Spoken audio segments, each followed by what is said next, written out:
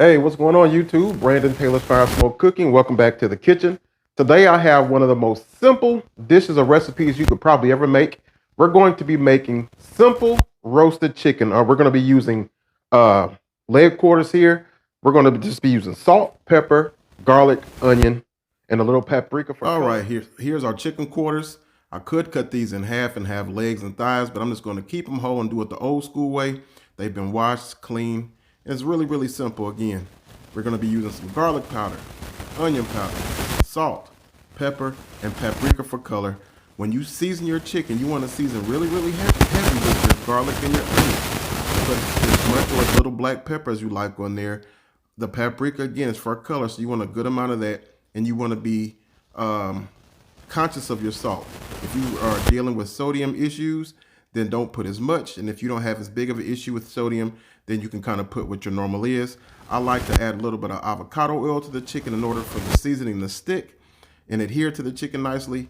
And then once we get our chicken down in our pan, I like to put a little bit more salt on top, which is going to just add a little more seasoning. It's also going to help that skin dry out some and crisp up. So again, nice and heavy with our garlic and our onion. And when you're seasoning it, you kind of season, mix it around and make sure everything is getting coated well, and it's continuing on with the process with each seasoning that you use. Here's our garlic, and you can see a nice liberal amount.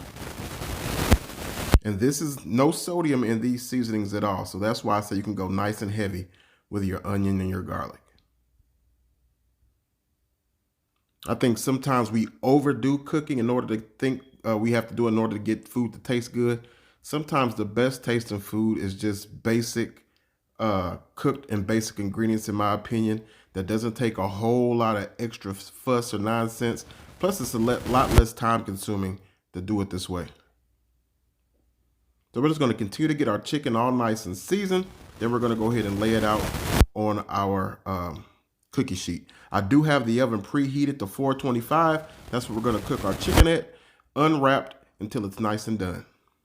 All right, guys, so we've got our chicken nice and seasoned. I have a aluminum foil lined cookie sheet here.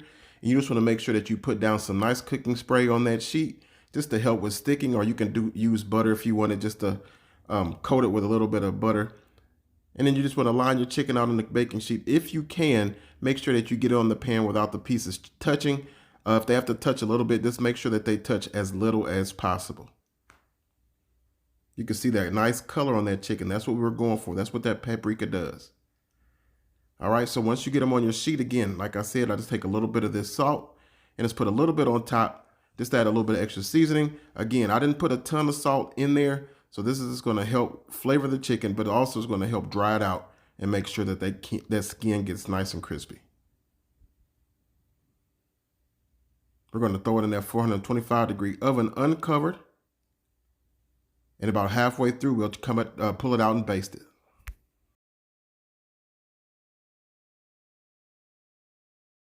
All right, guys, so we just pulled the chicken out just to check on it a little bit. It's doing really well. We've been going for about 40 minutes now. What I want to do, you can see how it's got that nice juice at the bottom. You just want to take some of this juice and baste the tops of your chicken. That's going to help keep it moist, one, but also it's going to help it brown up and get that nice golden brown color that we all love. Also, how do you know that your chicken is done if you don't have a thermometer? What you want to do is you just want to tug on that leg a little bit. That leg will start breaking loose from that thigh, and it'll become super tender in there. Once it begins to do that, that lets you know that your chicken is done.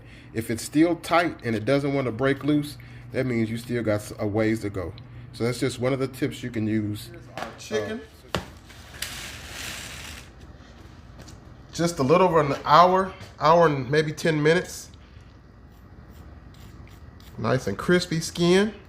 You can see all the juice that it'll emitted. So if you wanted to make a gravy, put these to the side and make a little pan gravy. You can just transfer this to a skillet or a pan and make you up a gravy if you wanted to. But I also want to show you one thing. Like I said, if you don't have a thermometer, how do you know that your chicken is done? Once it starts wanting to pull away like that, that lets you know that it's done.